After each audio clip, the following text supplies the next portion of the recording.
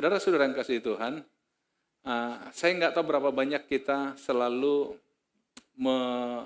melihat hidup kita dan membandingkan di masa lalu. Misalnya, 20 tahun lalu seperti apa, 10 tahun lalu seperti apa, tahun lalu seperti apa, hari ini seperti apa. Pernah nggak kita buat satu report untuk diri kita, laporan, hidup saya ini berkembang ke arah yang lebih baik atau enggak? Kan gitu ya. Ada orang mengatakan kalau kita tidak bisa melihat masa lalu kita dengan baik, maka kita akan gagal mempersepsikan masa depan. Karena masa depan itu tidak pernah terlepas dari masa lalu. Jadi ada banyak orang berkata demikian. Dan orang-orang yang biasanya punya semangat tinggi untuk meraih masa depan lebih baik, akan peduli yang begitu. Saudara, salah satu kelemahan kita sebagai manusia adalah bahwa kita terlalu fokus pada kelemahan kita. Akhirnya kita mulai merasa minder, rendah diri. Mengapa aku nggak seperti orang itu? Mengapa aku tidak memperoleh peluang seperti orang itu? Dan sebagainya. Sehingga kita merasa mana mungkin saya bisa seperti orang itu karena saya tidak dibesarkan seperti orang itu. Secara psikologis, maka itu akan menghalangi kita untuk berpikir yang baik di masa depan. Tetapi sesungguhnya saudara, semua orang setuju saya kira mengatakan begini, setiap orang punya kekurangan, tapi setiap orang juga punya kelebihan. Persoalannya adalah ada orang yang fokus pada kelemahannya, sampai kelebihannya itu tenggelam, tapi ada orang yang memang dia sadar dia punya kelemahan, tapi dia tidak mau kelemahannya itu menjadi penghalang bagi dia untuk meraih masa depan.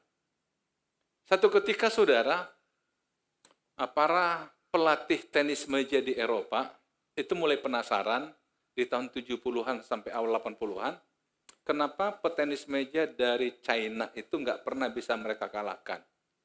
Sehingga mereka berpikir pasti mereka punya rahasia. Akhirnya para pelatih di sana mulai membujuk seorang wartawan, coba cari tahu apa sih kunci kemenangannya. Coba cari tahu dari pelatih mereka. Akhirnya seorang wartawan dari Jerman bertemu dengan head coach-nya China, pelatih tenis meja. Kemudian katakan, apa sih rahasia Anda sehingga atlet Anda nggak bisa kami kalahkan? Kemudian head coach-nya ini ketawa, rahasia. Apa yang rahasia? Nggak ada rahasia. Jadi selama ini dianggap rahasia oleh orang di Eropa, bagi mereka nggak rahasia. Dia bilang cuma salah persepsi. Ini masalah persepsi. Dia bilang begini, ketika seorang merekrut seorang atlet, calon atlet lah, petenis meja misalnya, kalau kita sedang mencari orang, menjaring orang, yang kita lihat apanya? Potensinya atau kelemahannya? Potensinya. Dan kemudian kita rekrut dia, kita mulai latih. Persoalannya adalah ada banyak pelatih fokus pada kelemahan atletnya dan berjuang menutupi kelemahan, memperbaiki kelemahan, akhirnya tanpa disadari mengabaikan potensi orang ini. Padahal dia bilang begini, kelemahan tetap kelemahan. Kelebihan, ya kelebihan. Kalau saya enggak. Saya fokus pada kelebihan atlet saya. Saya pertajam keahliannya. Saya latih dia semakin hebat, semakin hebat, semakin hebat. Kemudian wartawan tanya, kelemahannya? Namanya kelemahan cukup perbaiki sebisanya. Tapi fokuslah pada kelebihannya. Saudara-saudara, dalam hidup ini seringkali kan kita begitu. Saya pernah gagal, saya pernah ini, saya pernah itu. Akhirnya kita nggak termotivasi. Saya senang orang mengatakan kalau kita masih punya cita-cita, cita-cita sebagai sebuah harapan, sebuah motivasi untuk melihat jauh ke depan. Saya pernah ikuti satu seminar dari seseorang yang usia 86 tahun. Dia katakan saya masih punya 4 cita-cita. Dan saya berharap cita-cita ini saya raih sebelum saya 90 tahun. Padahal dia ini orang hebat, saudara. Kita pikir 86. Kok masih bercita-cita, ngerepotin diri. Tapi dia katakan alasannya, supaya kita masih punya semangat untuk hidup. Supaya kita masih dianggap berarti. Ternyata kita masih bisa buat sesuatu. Saudara, bagaimana hidup kita? Karena itu, saudara, izinkan hari ini saya mengajak kita merenung. Hidup itu harus progresif, saudara. Kalau kita bandingkan di masa lalu dengan masa kini, ada nggak perubahan hidup kita ke arah yang lebih baik? Ada nggak? Kita belajar dari pribadi Daud. Jumat lalu di ibadah doa saya sudah kupas sedikit ini, tapi saya ingin lanjutkan kembali atau saya ingin sampaikan lebih sistematis lagi, saudara.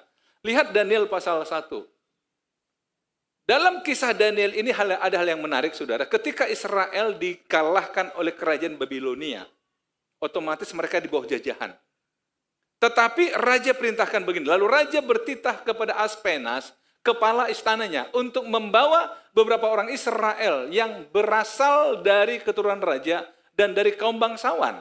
Yakni orang-orang muda yang tidak ada sesuatu cela, yang berperawakan baik, yang memahami berbagai-bagai hikmat, berpengetahuan banyak, dan yang mempunyai pengertian tentang ilmu, yakni orang-orang yang cakap untuk bekerja dalam istana raja, supaya mereka diajarkan tulisan dan bahasa orang Kasdim. Kalau saudara lihat ini persyaratannya nggak gampang, saudara. Sering orang melupakan ini, oh Daniel hebat kan sertai Tuhan. Iya memang, tetapi Daniel juga punya modal yang tidak sedikit, saudara, yang membuat dia hebat. Dia ternyata ada keturunan raja dari kaum bangsawan. Daniel itu keturunan raja dari kaum bangsawan Israel. Daniel juga ternyata adalah seorang muda yang tidak ada suatu cacat celah. Saudara, sering saya mendapat cerita misalnya orang muda misalnya, bahwa ternyata kesalahan di masa lalu itu berdampak ke masa depan. Saya sudah lebih dari 4 dokter, saya kasih contoh saudara, mengatakan saya begini, Bapak suka minum alkohol ya? Saya bilang enggak. Dia bilang begini, tapi liver Bapak itu bermasalah gara-gara alkohol.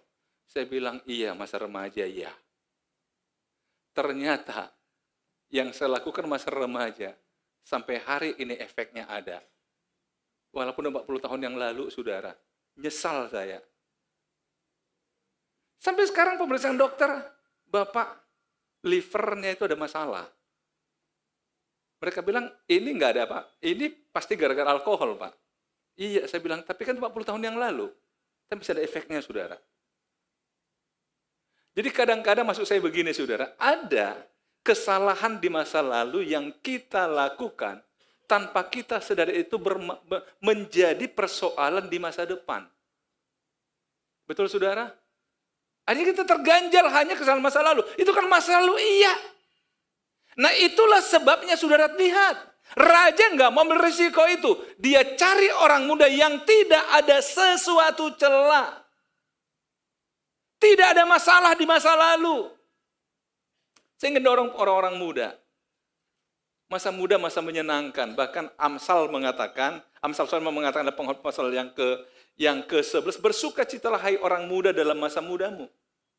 Silakan suka, tapi jangan sampai engkau jadi punya celah yang akan menjadi ganjalan bagimu ketika ada peluang untuk menjadi orang yang hebat, saudara. Bisa ditangkap, saudara? Lihat. Jadi, saudara lihat.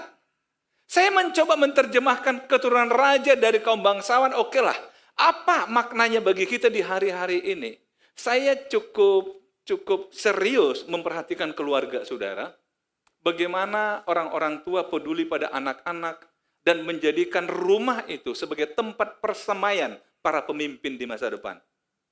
Anak-anak kita itu kan benih untuk masa depan. Apakah kita menciptakan rumah kita sebagai persemaian yang baik bagi bertumbuhnya anak kita secara sehat? Saudara-saudara mengatakan nggak jauh buah jatuh dari pohonnya. Artinya apa?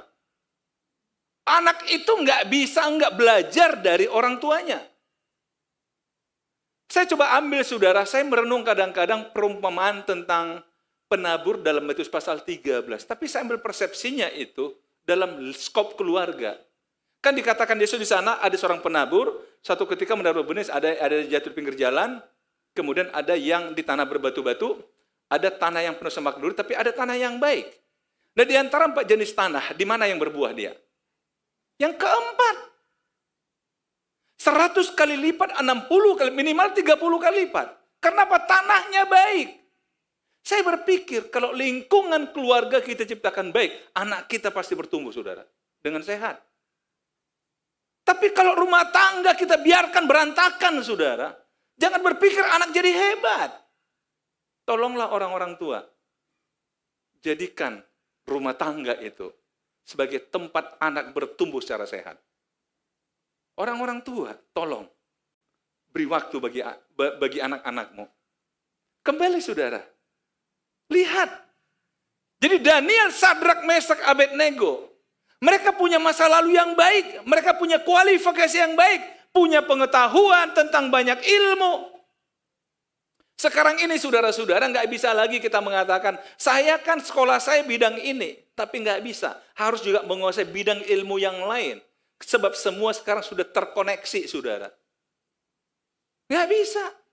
Saudara pebisnis harus mengerti bukan hanya masalah bisnis, tapi juga masalah hukum dan sebagainya, masalah sosial dan sebagainya. Betul? Pendeta apalagi? Saudara-saudara, berbagai-bagai ilmu. Karena itu saudara, kalau kita bicara kualifikasi, persyaratan untuk bisa hidup progresif, yang pertama adalah memiliki kualifikasi. Memiliki kualifikasi. Pastilah saudara, kalau orang punya kualifikasi, itu seperti benih yang baik. Ditaruh dimanapun, dia bisa jadi, saudara. Saya senang orang-orang tua berkata begini, saya percaya sama anak saya, kemanapun dia pasti jadi. Sebab saya sudah latih dia. Saya tahu siapa dia. Dia punya karakter. Tapi kalau nggak punya itu, saudara, orang tua akan gelisah terus. Anaknya pergi kemana, aduh gimana-gimana ya. Nanti kalau gimana-gimana. Betul? Gimana saudara? Yang pertama, memiliki kualifikasi. Kalau saudara ingin meraih sesuatu yang lebih hebat, pertanyaannya, kita punya kualifikasi enggak? Nah barulah setelah mereka punya itu, tadi katakan akan diajarkan. Kalau saya kembali pada yang tadi lihat, akan diajarkan tulisan dan bahasa orang Kasdim yang tidak dikenal orang Israel sebelumnya. Akan diajarkan, artinya apa? Supaya sanggup ketika masa pendidikan berikutnya, mereka bisa ngikutin, barulah mereka bisa dipromosikan. Nah yang kedua saudara, di dalam ayat 8, Daniel berketetapan untuk tidak menajiskan dirinya dengan santapan raja dan dengan anggur yang biasa diminum raja. Dimintanya lah kepada pemimpin pegawai istana itu supaya ia tak usah menajiskan dirinya. Saudara dia berketetapan hati untuk tidak menajiskan diri. Mungkin saudara bertanya, ada apa? Ada apa dengan makanan raja? Saudara, di masa lalu umumnya sebelum daging itu dimasak, diolah, itu dibawa ke rumah potong. Dan di rumah potong itu ada dewa di sana. Jadi dipersembahkan dulu darahnya kepada dewa. Barulah binatang itu dibawa keluar untuk dikonsumsi. Nah, dalam pemahaman Daniel, bahwa ini bertentangan dengan iman saya. Bertentangan dengan keyakinan saya. Sehingga dalam masa karantina, saudara, walaupun pemimpin mereka dalam masa karantina itu udah menetapkan menunya harus ini sesuai dengan menu raja. Kenapa? Karena memang harus dijaga, saudara, 4 sehat 5 sempurna, 6 apalagi terserah deh. Supaya apa? Memenuhi kualifikasi secara fisik, secara intelektual.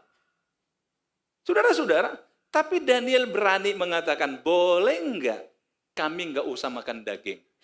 Cukup makan sayuran aja. Boleh enggak? Pemimpin katakan apa? Jangan. Nanti kelihatan kamu enggak sehat, saya yang kena.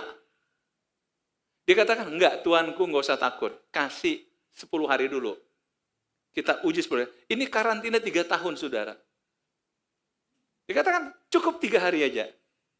Cukup 10 hari aja kasih kami. Akhirnya saudara, dikasih kesempatan. Dan 10 hari yang pertama didapati Daniel lebih sehat daripada yang makan daging. Jadi saudara tolonglah. Jangan kira-kira kalau nggak makan daging saya ada yang kurang. Iya memang kurang. Saya pernah saudara punya teman. Dia bilang begini, kebetulan dia sudah mulai ada asam urat, ada sakit jantung, kolesterol, ada darah tinggi. Dokter katakan, Pak, sudah tidak ada lagi jatah Bapak makan daging. Berhenti total. Kalau Bapak mau umur panjang. Dia bilang sama saya, gara-gara daging babinya akunya Kristen. Kalau nggak makan daging babi, ngapain jadi Kristen? Cobalah, masa kekristenan diukur hanya dengan daging babi, saudara? Tapi itu teman saya, saudara. Akhirnya panggil Tuhan dia. Kadang-kadang, saudara, orang-orang Kristen ini darah tinggi, lebih tinggi dari Yesus. Oh, cobalah lihat. Aduh, nggak usah lah menajiskan diri. Oke, tapi saudara di sini Daniel berani. Saya coba merasa, saudara, coba bandingkan tadi dia punya kualifikasi, memahami berbagai ilmu. Dia pasti kaji. Bahwa kalau saya makan ini, bisa kok. Nggak usah makan ini. Nggak harus makan ini, saya ini bisa kok. Makanya dia yakin. Kasih 10 hari pertama. Dan yang luar biasa, saudara, dia berketetapan hati. Dan akhirnya, selesai masa karantina, selama 3 tahun didapatilah, bukan hanya secara fisik Daniel, Sadrak, Mesak, Abednego lebih fresh dari yang lain. Tapi dikatakan kalau saudara baca dalam akhir pasal yang pertama ini, dia 10 kali lebih pinter daripada orang-orang di karantina, saudara. 10 kali lebih pinter. Pintarnya orang 10 kali lebih, saudara. Saudara lihat. Tapi awalnya apa? Memang awalnya udah cerdas, tapi ditambah lagi dia memiliki ketetapan hati yang sering kita dengar dengan istilah integritas, saudara. Kadang-kadang kita punya keyakinan, kita punya iman, tapi kita nggak berani. Hanya karena, ini peluang ini. Jangan sampai kehilangan peluang kalau kita terlalu ini. Saudara, nggak usah takut. Kalau engkau meyakini yang kau pegang itu sesuatu yang baik dan benar di mata Tuhan. Yang punya jabatan kan Tuhan. Makanya nanti kita lihat Daniel katakan apa? Tuhanlah yang menaikkan raja, tapi Tuhan juga yang menurunkan raja. Sehingga Daniel merasa tidak ada beban bagi dia kalau harus menunjukkan bahwa dia punya integritas, saudara. Yang ketiga, kita baca di pasal berikutnya, saudara. Saya kira di Daniel 2 ini harusnya. Berkatalah Daniel, bukan Daniel 1, Daniel 2 harusnya. Berkatalah Daniel, terpujilah nama Allah dari selama-lamanya sampai selama-lamanya. Sebab daripada dialah hikmat dan kekuatan. Dia mengubah saat dan waktu. Dia memecat raja dan mengangkat raja. Dia memberi hikmat kepada orang bijaksana dan pengetahuan kepada orang yang berpengertian. Saudara, di pasal yang kedua, kalau saudara baca kitab Daniel, satu ketika raja bermimpi. Mimpi itu sangat mengganggu dia. Sehingga dia panggil seluruh cendekiawan di negeri Babilonia. Sudah dikumpulin, saya kira ratusan orang. Dan raja mulai katakan pada mereka, "Hei, kalian orang-orang hebat, tolong ceritakan mimpi saya." Orang-orang bilang, "Loh, aneh raja. Raja ceritakan dong mimpi kepada kami, baru kami beritahu artinya." "Enggak, saya enggak mau. Kalian harus beritakan mimpi saya." Ini kan sama seumpama seorang suami bangun pagi, dia katakan, "Tadi malam aku mimpi, apa mimpiku? Ayo ceritakan mimpiku apa?" Kira-kira istri katakan, "Pak, ke dokter yuk," gitu. Yang mimpi siapa, yang mau cerita siapa? Tapi ini raja beri saran seperti itu. Ketika didesak orang dan para ilmuwan katakan, "Nggak ada yang bisa, Tuanku. Ceritakan aja." Tuhan, apa kata raja? "Kalau aku cerita, kira akan rekayasa artinya kan, bilang inilah, bilang itulah." Enggak. Kalau kalian memang hebat, ceritakan mimpiku dan artinya apa. Saudara, akhirnya raja marah. Kalau sampai dalam waktu tertentu kalian tidak bisa menceritakan padaku mimpiku itu, aku bunuh kalian semua dan keluarga kalian. Semua cendekiawan akan aku bunuh. Saudara, dalam pertemuan itu Sadrak, Mesak, Abednego, dan Daniel nggak diundang. Tapi lama-lama berita itu datang kepada mereka, sampai pada mereka. Para cendekiawan akan dibunuh. Daniel merasa, "Loh, saya cendekiawan loh nih. Oh, saya berarti ikut dibunuh." Dia tanya, "Kenapa begitu?" "Iya, raja mimpi. Tapi raja meminta harus ada orang yang bisa menceritakan mimpinya dan artinya." Apa yang lakukan Daniel, saudara? Dia kumpulin teman-temannya. Sadrak, Mesak, Abednego. Mereka berdoa bersama. Meminta kepada Tuhan, Engkau yang mengerti segala sesuatu. beritahukan kepada kami mimpi raja.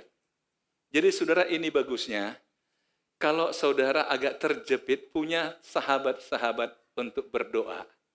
Saudara-saudara seiman yang bisa teman sama-sama berdoa. Milikilah saudara, teman-teman untuk berdoa. Dan disitulah Tuhan beritahukan pada Daniel, akhirnya Daniel pergi kepada kepala pengawal istana. Mungkin sekarang komandan pas pampres, mungkin. Ini terjemahan saya. Yang ditugaskan untuk mencari para cendekiawan ini dan membunuh mereka. Kemudian Daniel katakan, Tuanku, tolong bawa saya ketemu raja. Supaya saya beritahukan pada dia mimpinya. Nah, ketika di hadapan raja itulah Daniel berkata ini. Bisa ditangkap saudara? Daniel berkata begini, terpujilah nama Allah dari selama-lamanya sampai selama-lamanya, sebab daripada dialah hikmat dan kekuatan. Dia mengubah saat dan waktu. Dia memecat raja dan mengangkat raja. Dia memberi hikmat kepada orang bijaksana dan pengetahuan kepada orang yang berpengertian. Daniel katakan, Raja, engkau dapat kasih karunia Allah. Tuhan beritahukan kepada engkau apa yang terjadi berapa waktu ke depan. Kemudian Daniel menceritakan detail mimpi raja. Ada sebuah patung yang kepalanya dari emas, badannya dari perak, kemudian kaki dari tembaga, tapi satu kaki itu dari tanah liat. Kemudian diceritakan, itu adalah gambaran kerajaan Tuanku, tapi satu ketika kerajaan akan hancur dan bla bla bla bla. Raja mulai bingung. Dari mana kamu tahu? Dia katakan, Tuhanku yang beritahukan kepadaku. Artinya apa? Sepintar-pintarnya Daniel, walaupun dia 10 kali lebih pintar, tapi dia tetap mengakui kedaulatan Allah. Amin, saudara. Tidak ada hebatnya kita dibanding dengan Tuhan. Sehebat apapun kita, akui kedaulatan Allah. Tolong agak macet ini. Halo?